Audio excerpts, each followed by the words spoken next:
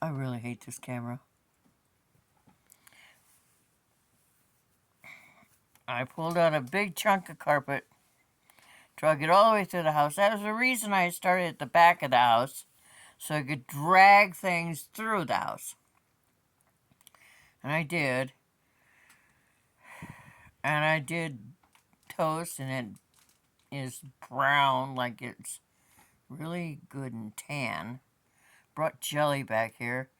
I got all the food out of that can for the cats. Now it's holding a raw hamburger and bologna, and I brought butter. I'm going to have a big bowl of popcorn.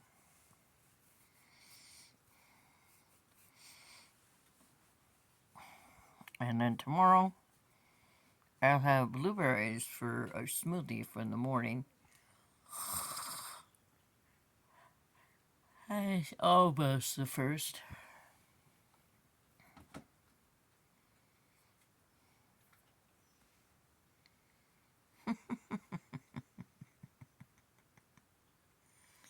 He's having a lot of fun.